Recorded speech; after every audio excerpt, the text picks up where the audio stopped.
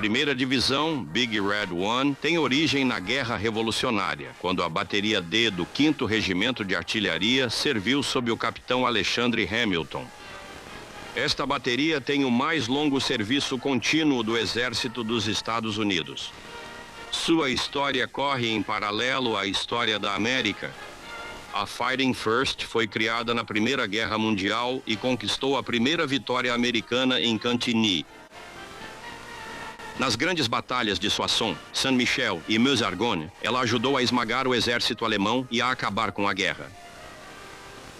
Durante a Segunda Guerra Mundial, a primeira divisão, fiel ao seu nome, participou das primeiras ondas das invasões no norte da África, Sicília e Normandia. Ela atravessou a França e a Bélgica em combates sangrentos, foi a primeira a entrar na Alemanha e ajudou a deter os nazistas na Batalha das Ardenas, rumo à vitória final na Europa. 20 anos depois, diante da agressão comunista no Vietnã do Sul, que ameaçava a paz do Sudeste Asiático, a primeira divisão completa do Exército dos Estados Unidos enviada foi a Big Red One. O envolvimento no Vietnã seria o mais longo e, de certa forma, o mais árduo dos conflitos enfrentados pela primeira divisão. Mas, como sempre, a divisão esteve à altura de sua grande herança de valor e sucesso em combate.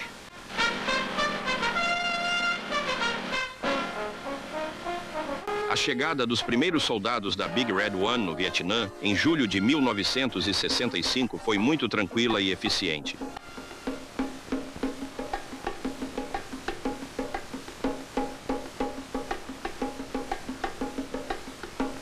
Foram rapidamente retirados da praia da Baía de Cam Ranh e enviados para acampamentos base na região de Saigon. A primeira tarefa foi pôr tudo em ordem e estabelecer perímetros de defesa.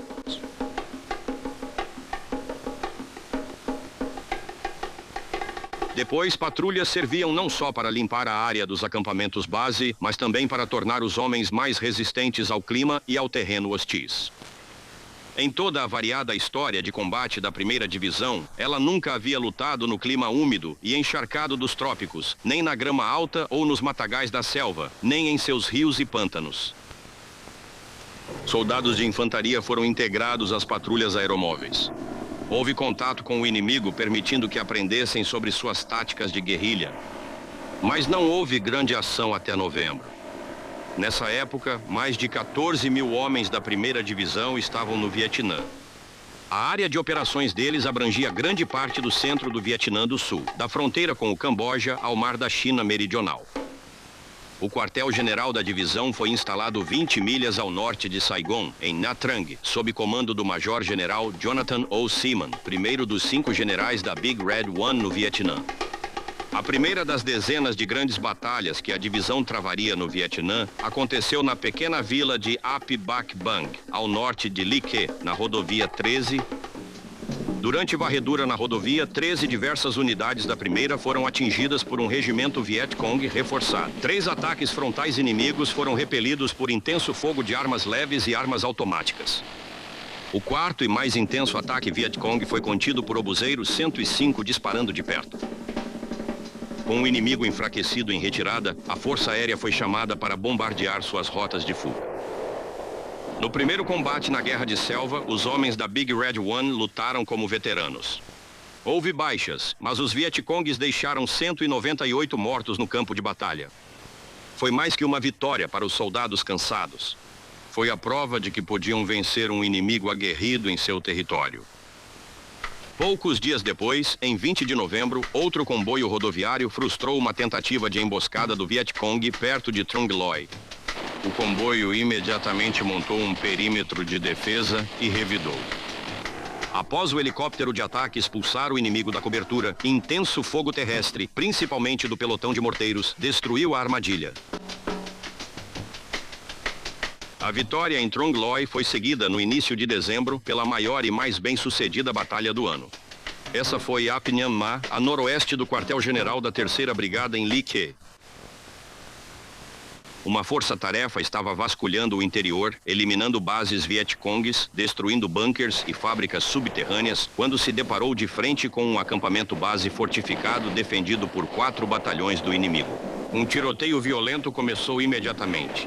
Um pedido por rádio de apoio de fogo trouxe concentrações mortais de disparos de obuseiros e repetidos ataques aéreos táticos. Após 2 horas de combate, um ataque de infantaria expulsou o inimigo. A Big Red One teve suas perdas, mas os helicópteros ambulância Medevac salvaram muitas vidas ao voar para retirar os feridos mesmo enquanto o combate continuava. As patrulhas aumentaram em tamanho e duração conforme a divisão pressionava mais o inimigo difícil de localizar. Ainda assim, havia tempo para missões humanitárias aos sul-vietnamitas. Ação cívica, suprimentos médicos, ajuda especializada e amizade com os moradores das aldeias e seus filhos. O início de 1966 viu um aumento da atividade pela experiente Primeira Divisão, com blindados desempenhando um papel cada vez maior em campanhas como a Operação Primp e Rolling Stone, e combates ferozes como os de Tan Binh e Loch Key, onde os soldados da Primeira Divisão provaram, a um custo devastador para o inimigo, que eram mestres na emboscada na selva. Foi em Loch Key que a divisão conquistou sua primeira medalha de honra no Vietnã, na pessoa do primeiro-tenente Robert Jaw Hibbs, cuja patrulha de 15 homens dizimou 2 companhias Vietcongues. O tenente Hibbs morreu ao atacar uma metralhadora inimiga para proteger o resgate de um de seus soldados feridos. Sob o comando de um novo general, o Major-General William E. Depew, que assumiu o comando em março, a Big Red One atacou o inimigo com ofensivas terrestres e assaltos aéreos por helicóptero. As campanhas foram contínuas, enquanto as forças-tarefa atacavam com força durante a primavera, o verão e o outono de 1966 na selva úmida, em estradas empoeiradas.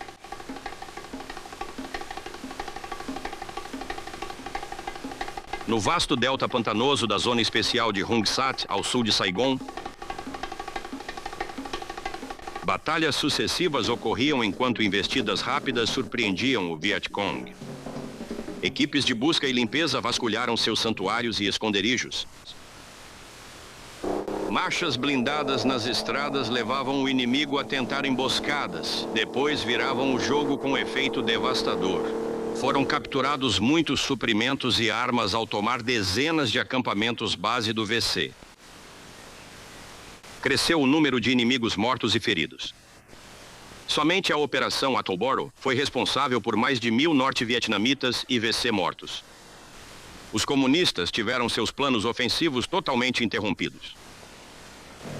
No fim de 1966, os homens da Big Red One já dominavam as novas táticas revolucionárias de operações aéreo-móveis, levando tropas ao campo de batalha com velocidade e mobilidade inéditas. Os artilheiros da divisão estabeleceram novos recordes de velocidade, volume e precisão dos fogos de apoio. A coordenação com apoio aéreo, seja de helicópteros armados ou caças-bombardeiros, virou uma arte refinada. As lições sobre combater guerrilha e emboscadas inimigas foram muito benéficas. A Batalha da Estrada Minh Tan foi um grande exemplo. Após um planejamento muito cuidadoso, uma poderosa coluna blindada da 1ª Brigada foi enviada em uma missão de reconhecimento pela estrada com o objetivo de atrair o do 172º Regimento da 9ª Divisão de Elite do Vietcong para a batalha. Como esperado, os Vietcongues tentaram emboscar a coluna. 3 batalhões atacaram lado a lado ao longo de toda a extensão de 1.200 metros do comboio. A coluna fortemente armada, pronta e esperando, respondeu com tudo o que tinha, e tinha muito. Enquanto os blindados mantinham suas posições de bloqueio na estrada, a infantaria transportada por helicópteros foi trazida para atacar os flancos dos Vietcongues. Artilharia intensa foi disparada contra o inimigo mais numeroso. Os controladores aéreos avançados pediram um ataque após o outro, 96 surtidas ao todo. Essa chuva contínua de fogo foi demais para o Vietcong. Eles recuaram e fugiram com pesadas perdas. A Batalha da Estrada Minh Tan foi um excelente exemplo do uso combinado de blindados e infantaria para destruir uma emboscada inimiga. Os blindados serviram como força de fixação para manter o inimigo em combate, enquanto os batalhões de infantaria manobravam para atacar sua retaguarda e flancos. As campanhas contínuas de 1966 familiarizaram a primeira divisão com a maior parte de sua vasta área de operações, mantiveram suas linhas de comunicação abertas e dificultaram os esforços do inimigo para tomar a iniciativa. Agora, a divisão atacaria diretamente os santuários do Vietcong.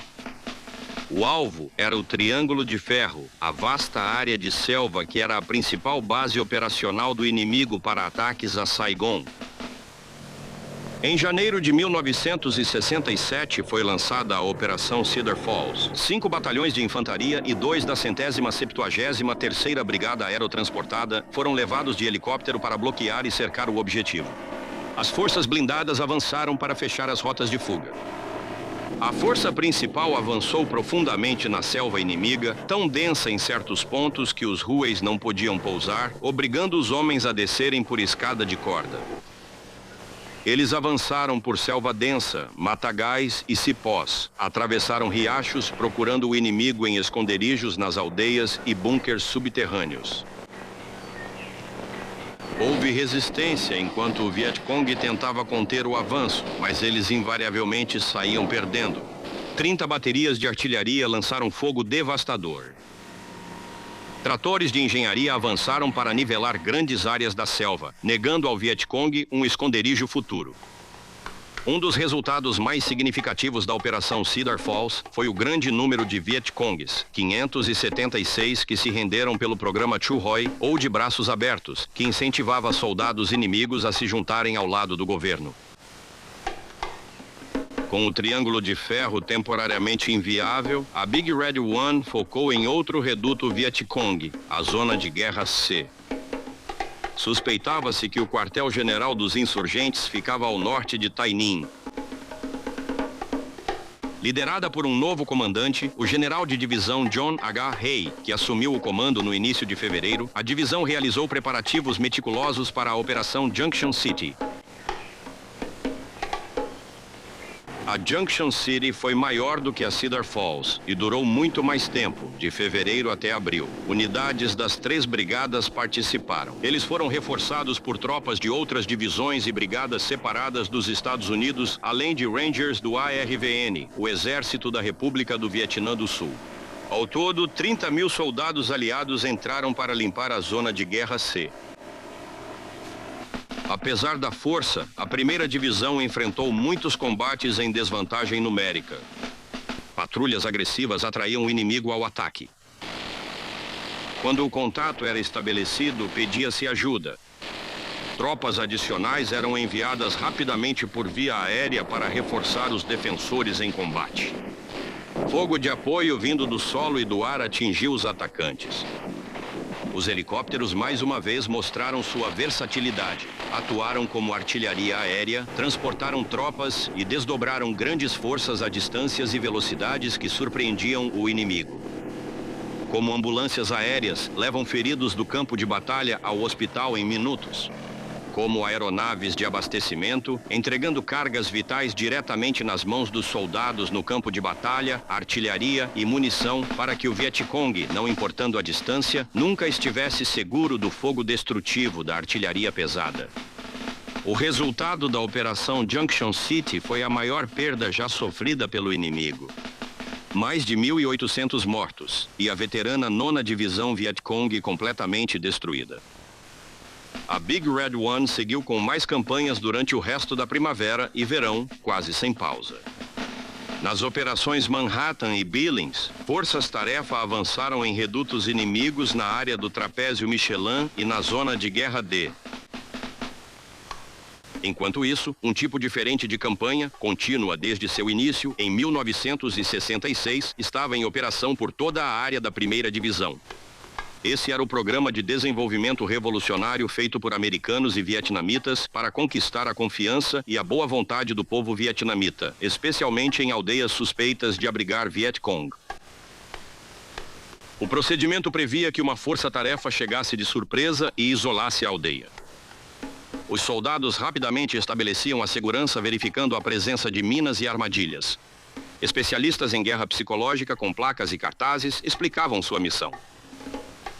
A aldeia foi revistada em busca de evidências de atividade Vietcong e suspeitos detidos. Depois, suprimentos chegaram e os moradores foram alimentados e vestidos. As missões médicas Medcap eram uma parte vital do programa de pacificação, trazendo tratamentos muito necessários para uma variedade de doenças. Enquanto cumpria missões de paz e guerra, a Big Red One também mantinha um vasto programa de treinamento. Muitos soldados veteranos e líderes de combate já haviam retornado para casa pelo programa anual de rotação do Exército. Graças às equipes móveis de treinamento com experiência em combate, os 20 mil homens da divisão estavam no auge do profissionalismo. Quando a primeira divisão iniciou a Operação Shenandoah II, uma de suas campanhas mais ferozes e, para muitos veteranos, a mais marcante nos 5 anos da divisão no Vietnã. Shenandoah II foi uma série de batalhas violentas em pontos distantes dos dois lados da rodovia 13 de Ly Ke, ao norte, até a região ao redor de Loc Ninh, perto da fronteira com o Camboja. De setembro até novembro, os combates graçaram pelas selvas, plantações de borracha, áreas arborizadas, capim alto e riachos. Muitas vezes era um confronto direto, corpo a corpo, com o inimigo. Combates noturnos eram frequentes, com tropas norte-vietnamitas e vietcongues realizando ataques inúteis às posições defensivas noturnas americanas, as MDPS. A Big Red One tinha a vantagem de contar com apoio blindado altamente móvel e grande poder de fogo sempre disponível. Lutava junto às unidades do Exército do Vietnã do Sul. O resultado foi inevitável, uma série esmagadora de vitórias que destruiu inúmeras bases e fortificações inimigas e deixou mais de 1000 soldados inimigos mortos. O restante recuou novamente para seus refúgios, deixando a rodovia 13 segura. Das 8 grandes batalhas que marcaram a campanha de Shenandoah, uma das mais notáveis foi a da pista de pouso em Loc Ninh. Soldados do ARVN e forças especiais desembarcaram em um assalto aéreo para expulsar o Vietcong, que controlava parte da cidade. Expulsaram o inimigo dos bunkers e casas com ataques ferozes. Os insurgentes contra-atacaram várias vezes, mas sempre foram repelidos. Os combates duraram dias, com ambos os lados trazendo reforços. O ápice ocorreu na pista de pouso, onde a artilharia da 1ª Divisão montou uma base de fogo. O Vietcong avançou pela pista de pouso em 3 ondas, mas foi detido pelos obuseiros que disparavam a queima-roupa. Houve muitos heróis na Operação Shenandoah II. Foi justo que o presidente dos Estados Unidos entregasse as condecorações por bravura em combate. Foi um merecido descanso para a Big Red One quando Bob Hope e sua trupe da USO chegaram para entreter a divisão no Natal. A ofensiva do Tet do Vietcong, que abriu o ano de 1968, não pegou a Big Red One de surpresa, pois já se esperava algum tipo de grande ofensiva inimiga. Quando Saigon e a embaixada dos Estados Unidos foram atacadas, tropas foram rapidamente enviadas à cidade. Houve combates intensos. Os soldados sul-vietnamitas também contribuíram.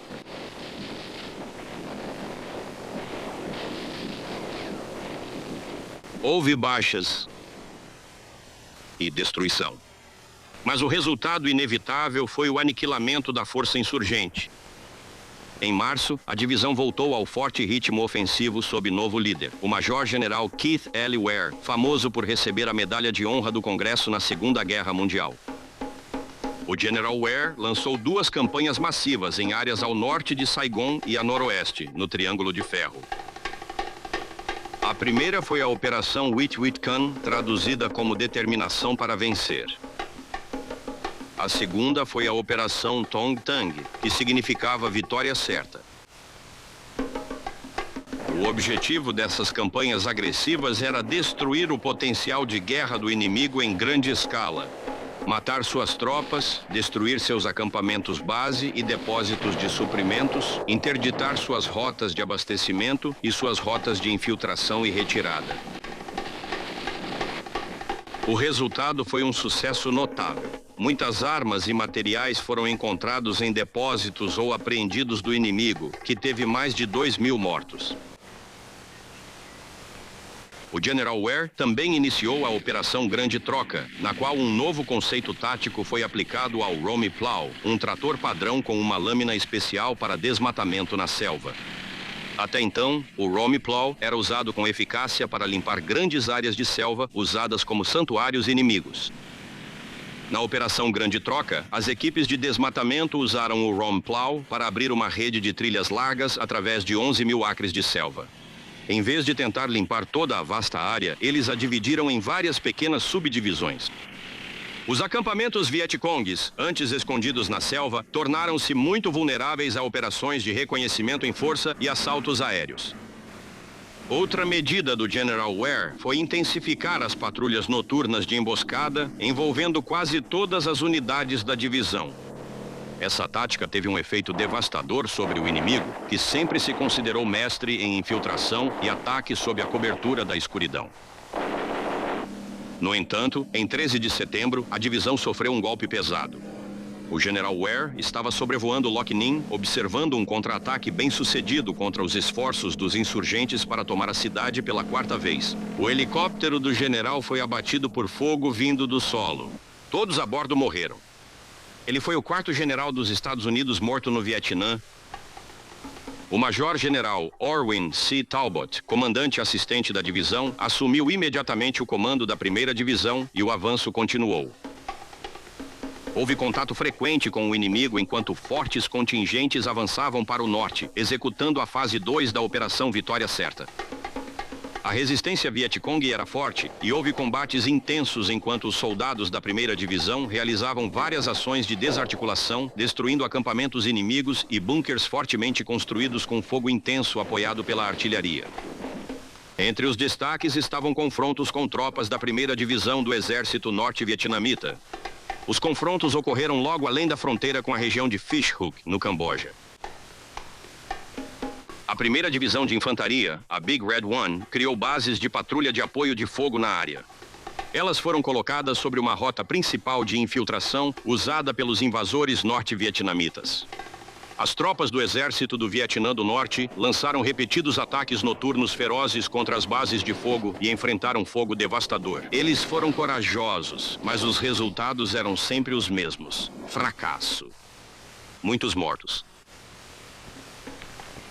Todas as campanhas da Big Red One também buscavam apoiar os sul-vietnamitas na construção da nação, colaborando com aliados do ARVN no Programa de Desenvolvimento Revolucionário. Cada vila era primeiro posta em segurança e vasculhada em busca de vestígios do Vietcong. Folhetos eram amplamente usados para incentivar deserções para o governo. Foram colocados em prática programas de ação cívica para ajudar moradores das vilas, fornecendo alimentação e atendimento médico e odontológico.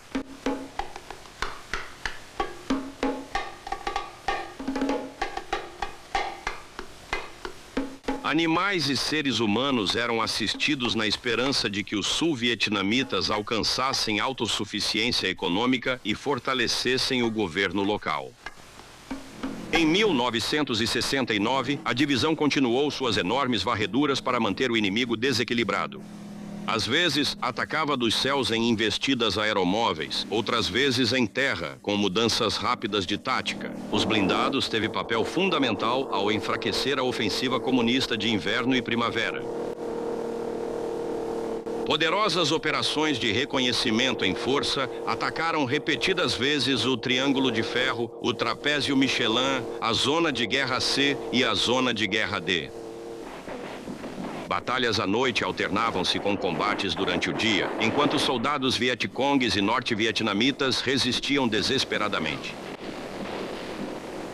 Cães de patrulha treinados farejavam o inimigo, enquanto aviões de reconhecimento o buscavam do alto. Corpos de inimigos mortos espalhavam-se pelos campos de batalha. Armas capturadas, como este fuzil AK-47 de fabricação comunista, eram abundantes. Não foi fácil, o terreno era frequentemente acidentado e os combates também eram duros. Houve baixas, mas a evacuação aeromédica estava sempre lá para retirar os feridos. O inimigo ora atacava imprudentemente, ora se mantinha firme. Então ele tinha que ser desalojado com explosivos, ou os soldados de infantaria tinham que entrar atrás deles. Esses voluntários eram conhecidos como ratos de túnel, e nenhum combatente era mais admirado por sua coragem e sangue frio. Às vezes, o contato com o inimigo era leve e predominava a monotonia. Entre patrulhas e varreduras, era um alívio ver o rosto bonito de uma artista do uso, mesmo que ela estivesse acompanhada do namorado.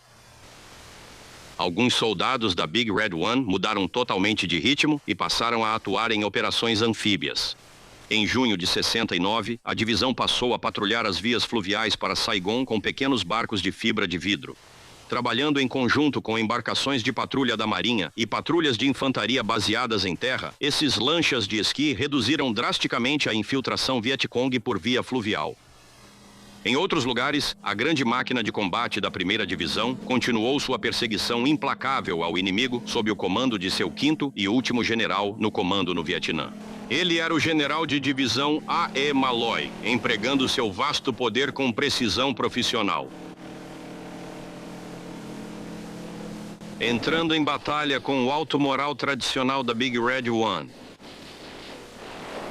Seus combatentes atacaram duramente as forças Vietcongues que se concentravam ao norte de Saigon para uma ofensiva de outono.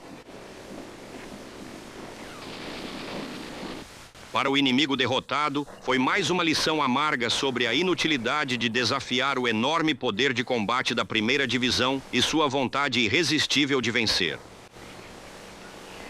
A guerra no Vietnã estava chegando ao fim para a Big Red One.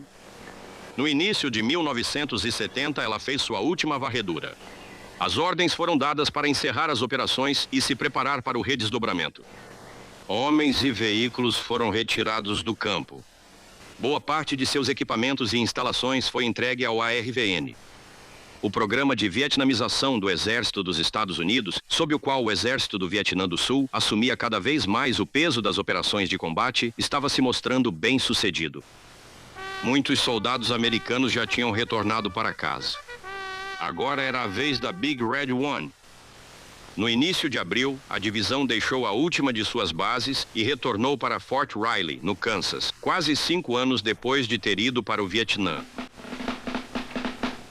15 de abril de 1970 foi outro marco na longa e orgulhosa história da 1ª Divisão. Em uma cerimônia colorida e emocionante, assistida por muitos milhares de pessoas. Famílias, parentes, amigos e autoridades, incluindo o secretário de Defesa, Melvin R. Laird, a 1ª Divisão de Infantaria foi renomeada como 1ª Divisão de Infantaria Mecanizada. Ela tinha um novo comandante, o Major-General Robert R. Linville, e também novas tropas. Seus quadros foram preenchidos com homens de outra famosa unidade de combate, a 24ª Divisão de Infantaria, que foi desativada. Sob sua nova designação de mecanizada, a 1ª Divisão foi reforçada com blindados adicionais, refletindo o grande aumento no poder de fogo e na mobilidade da moderna Divisão de Infantaria do Exército dos Estados Unidos.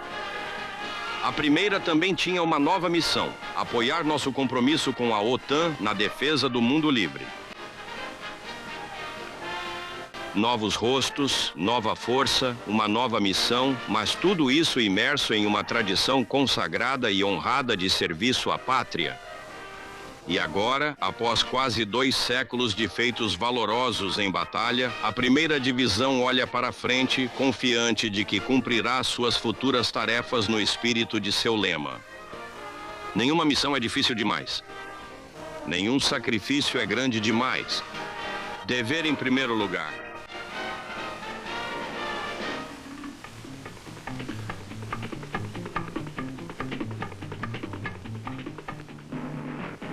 Obrigada por assistir. Se você quiser nos ajudar a produzir mais conteúdos históricos interessantes como este, por favor, curta, comente abaixo e compartilhe este vídeo com outros apaixonados por história. E não se esqueça de se inscrever para manter a história viva.